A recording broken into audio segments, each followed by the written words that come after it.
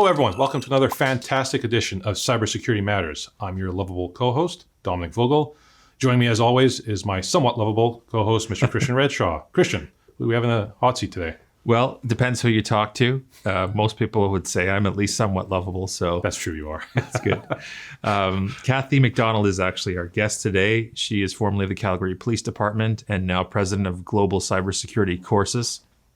And we are looking forward to bringing her in and having an awesome chat. She's, I'm sure, full of wisdom and full of amazing stories to share with us. Yeah, I was very fortunate to be able to meet her a few years ago when I was in Calgary. I think it was the only time I actually visited Calgary, but fantastic person. Really looking forward to the convo. So I'm going to shut up. We're going to bring in Kathy, and let's start that epic convo shortly.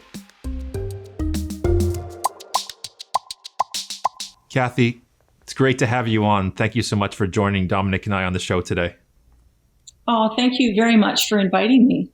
Kathy, we're so very much looking forward to this conversation. And I'm trying to remember when you and I first met. I'm going to say it was maybe 2 years ago. I remember meeting you in Calgary at an event. And this was all pre-COVID when we were allowed to travel and everything.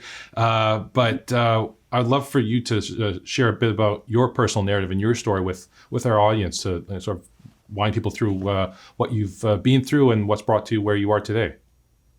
Oh, well, thanks, Dominic. Yeah, it was a real pleasure to meet you. It was in Calgary that we did meet, and I remember you were speaking, and you're very engaging, and it was lots of fun. I try to be fun. My background, I was a police officer for 25 years, retired in about 2013. And for the past, I guess, the 12 or so years before I retired, I really got into the area of cyber awareness training and education. I was working in the crime prevention unit, and I just really enjoyed going out into the community and talking about cybercrime, cyber risk, cyberbullying, internet safety, and all of that. And it just seemed like the more we went out as a group in the crime prevention unit, the more requests we would get for information. And people were, they would ask many questions about what problems they were having. And so we were able to tailor the presentation to really identify and address some of the issues in the community. And I think out of that, I was really passionate about the education portion of that. And after I retired, I mean, I was really fortunate to attend so many conferences and meet so many great people while I was in the police service. But after I retired, I thought I'm going to continue doing this. So I formed a company. I go out and I do keynote presentations and lunch and learns, and I still go into the schools and just spread the information as much as possible because I think it is so important. And that's really how I got involved. That's so cool that you're still you see the value in providing that type of information because there's still so much misinformation and misunderstanding around so many of those subjects. So I think that's fantastic that you still take that baton and run with that. That's amazing, Kathy. Yeah, thanks. So Kathy, you do. Sorry, go ahead. Go ahead. I was going to say you do a number of these presentations and talks. I'll let you say what you were going to say first, and then I've got a question for you. Well, I was going to say that, we as police officers are in a special, situation in that we hear many stories. And so the ability to share some of the stories and the learnings of victims and people that are put into situations. And I think that storytelling has really got an impact on people, and they can relate and associate to the situations. Yeah. And so that has been particularly, I think, important and helpful in going out to speak to people. So anyway, sorry about that, Christine. Go ahead. Yeah, we'd love to hear some of these stories. So among all the talks that you do, what is the one that has been the most in demand or the one that you most find yourself giving? Well, I think that, depends on the audience, and I often do tailor the presentation just to fit the audience. So if I was going into a school or a school board, for an example, I would talk more around social media and privacy and cyberbullying, I would talk a bit about grooming and the laws around cyberbullying and luring. And, if I was going into a corporate setting, it would be more around social engineering and phishing and spear phishing, business email compromise and fraud and those kinds of subjects. It's so interesting to talk to you because your background is policing, and I bet you have seen some things that you probably couldn't even talk to us about today. But we would love to understand, from your perspective and your understanding, what that kind of underbelly of cybercrime looks like with these organized, multinational cyber crime rings. How do they operate? Who are these people, and in what ways do they organize themselves and perpetrate these cyber crimes? Well, that's a really good question. And I do want to just preface this in that I didn't do investigation. Right. Oftentimes, people would come to me and victims would come to me because there was, sometimes it wasn't a police matter and it would end up going somewhere else. And oftentimes it would go into the crime prevention unit. So I did speak to a lot of people that were victims, and oftentimes they didn't know where else to turn. In particular with revenge porn and, situations that after the fact, I do some online investigations through Toddington International. And I've really had some wonderful opportunities to learn about that dark underbelly in going into the dark web. But I can say that these perpetrators will prey on seniors, they will prey on kids, they will prey on vulnerable people. They don't care, they have no conscience. Seniors are particularly at risk because they're very trusting and they do want to believe. And so social engineering, of course, works for them. And these social engineers who have no conscience will take and take and take from seniors in particular until there's, nothing left. They often will use data breaches on corporations, take as much information as they can and then sell that information, trade it in the dark web. And of course, this is why we have to be on our guard when we are giving out personal information anywhere.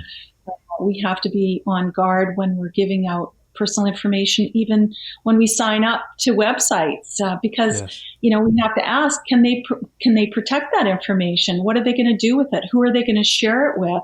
And they also we have to know that that information is going to be a target by these perpetrators that really don't care. They just do it for money, for profit, for revenge, for political gain, for all sorts of reasons. You really don't know what their intent is, but they will just take as much as they can from people. That's really interesting, Kathy. You were mentioning there about social engineering scams. Yeah. What have you seen just in terms of broader commentary in terms of COVID? So are we seeing more scams that are related to COVID? Are these successful scams? Again, maybe from just a personal perspective and or from a business perspective, have scams gone through the roof or have things stayed stable? What are your thoughts on that? Well, when we think about COVID and what's happened to us as a society over the past, 6 months, I guess, 4 to 6 months, I think it's all a blur now. I know. Emotionally, we are in a state where we are a perfect target for social engineers because we're already emotional. We're already living in fear. Some of us, don't go out of our homes. We're afraid of, the headlines that we're reading in the media already have our emotions at a pretty high level. So all that has to happen is a subject line from somebody saying, here's a remedy, here's a cure, buy these masks, PPE, whatever, and we will help you. They will target and go for parents who are specifically trying to protect their families, their grandparents. And so they are ready to click on a link. And so we are seeing a dramatic increase in all kinds of scams and frauds and social engineering that really is preying on our emotions, because it does overpower our sense of better judgment, just because we're already emotionally, wrought. So yeah, there's been a huge increase in scams and cons. I mean, if you talk to anybody, if you look anywhere online, you can see this dramatic increase. I think it was a 260% increase on malicious URLs. So people are going out and they're registering domain names that sound very similar to real domain names, and people will click on those. And of course, what could happen is they could have their networks infected by some sort of a malware drive-by download. They could be giving up their credit card number to somebody that they don't know. They could be giving out personal identifying information to somebody that is sending them an email or a text message. And so, it's kind of an easy target right now. And these scammers and fraudsters, are they, at least for the targets, the ones being focused on the Canadian, consumers and Canadian population, are those scammers Canadian? Are they American? Are they all over the world? What's sort of their makeup? Well, again, it's like most of these, phishing and spear phishing and scams, online scams, for the most part, they come from all over the world. They're getting better. They can buy these templates that are already prescribed so that the spelling and the grammatical errors and the syntax errors and things are so much better than they used to be. You used to be able to pick them out right away, but there still are a few telltale signs that you can spot these things. But for the most part, language isn't a barrier anymore, and they are getting better and better all the time. Are there any stories you alluded to earlier that you could share of, we could call them anonymous victims, and maybe some of these victims that the police force or your resources there were actually able to help? Yeah, absolutely. A couple come to mind. One is an online fraud where a fellow, he had called around and he ended up talking to me. He lived in Toronto, actually. And he was really interested in buying a vehicle, a really nice vehicle. It was a Porsche Panamera. So it was in Dallas, Texas. It was $58,000. He wanted to get this car for his wife. He went to the website. We looked at the website. It professed to be around for about 7 years. Read the testimonials, said that the person that ran the website was really reputable, gave great service. Not only did they buy one high-end car, but they would buy another one, Ferraris and Maseratis and all the rest of it. So this fellow, his name was Frank, who was the perpetrator. He ended up sending an invoice for $58,000. The victim who I spoke to, the target, I guess, was all set to wire this money to the bank. He had all the credentials and everything else. What we ended up doing was doing a who is search on the URL, finding out that the website had actually just been registered a year before. So it wasn't in business 7 years, it was 1 year. And that the registrant, his email address was donaldduck123@hotmail.com. His address, because you always have to give your address for registering domains, was a house for sale, and his phone number was the probation department in Riverside, California. So anyway, this victim saved himself $58,000. He bought a Porsche Panamera another way. Anyway, he didn't buy it through this dealership. So it saved him some money. So that's, I guess, being proactive, being preventative in nature, questioning everything that you do online. And one of those stories that kind of fell between the cracks because it wasn't a fraud yet. The guy hadn't lost his money yet. So he really didn't have anything he could report to the police at that point. Mm-hmm. The second story really has to do with revenge porn. Through a file I was working on through Toddington, I ended up meeting a young lady who had been victimized through a sextortion sort of a situation. And her intimate images ended up being posted on well over 900 different websites. So we had to hire a DMCA type of takedown service. And most of these websites complied. But it ended up becoming that, this young lady was desperate, anxious, depressed, and everything else was happening to her.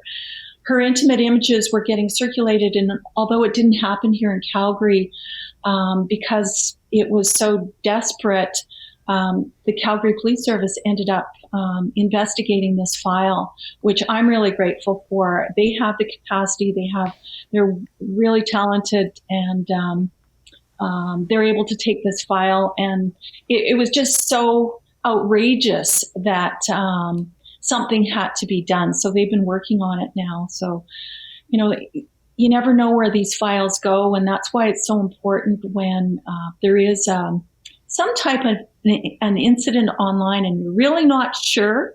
The best thing to do is to call the police, talk to the dispatcher, and find out if it is a crime, and if it is, report it, because the police need to know the numbers. They need to know the types of people that are perpetrating crime in the area. So it's really important to report these things. In your experience, Kathy, how big of a problem is cyberbullying? I guess especially for teenagers and children, I would think. Yeah, absolutely. It really is a problem. It is one of the problems with it, I've found, is that everybody thinks that everything is cyberbullying. Jokes and teasing and, somebody was, telling a lie about me. Oh, they were cyberbullying me. Well, there actually is a definition for cyberbullying. And that's as of 2015, I believe, that the law in Canada came into effect.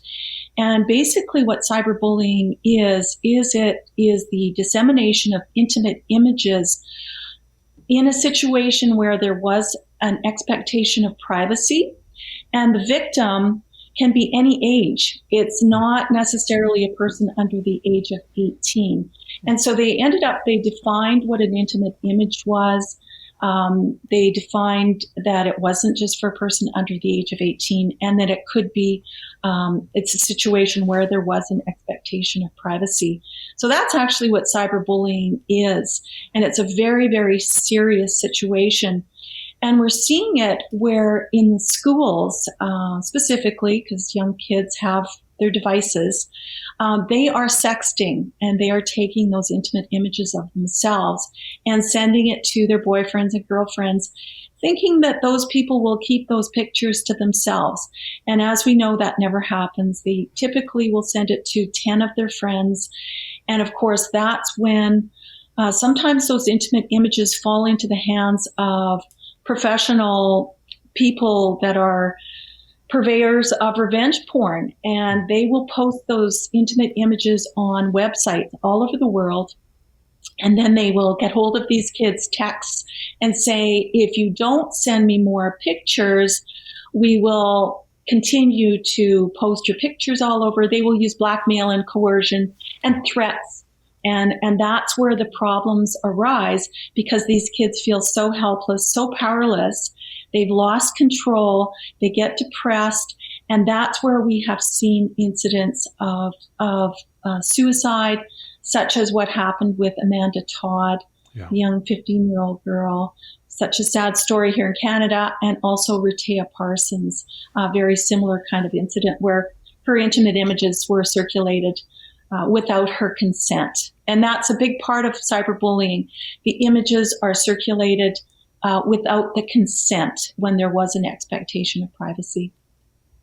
Yeah, and I know the Amanda Todd issue. I mean, that happened in my hometown of Port Coquitlam, and that rocked Yeah, the city to its core, and it's yeah, sad, that this is happening. But I think it's so important that there are people like you who go out and inform, especially younger children and young adults. I know as my 10-year-old daughter gets older, that's something that's in the back of my mind worrying about. So it's a hard issue to try and educate people on, especially young adults who think they're infallible. So it's we have to do what we can to fight the good fight, and we appreciate you sharing such important information with our audience. Oh, well, thanks so much, Christian. It's really Dominic, it really is. I'm the one with hair. Christian's the bald one. It really is an important topic, and just parents need to, as soon as they give that device to their kids, they need to explain to them, put borders around the photos that they take anyway, and just explain how important it is, because really, once you take that picture is out there and you can't do anything about it, wherever it goes, You lose control. It's really tough. Yeah, absolutely. Well, on that note, we will end the show today. We're just out of time, but we really appreciate you sharing these stories with us and sharing from your experience, Kathy. It's been very valuable for our audience today. Oh, well, thank you so much for this opportunity, Christian and Dominic. Thank you, Our Kathy. pleasure. I really appreciate it.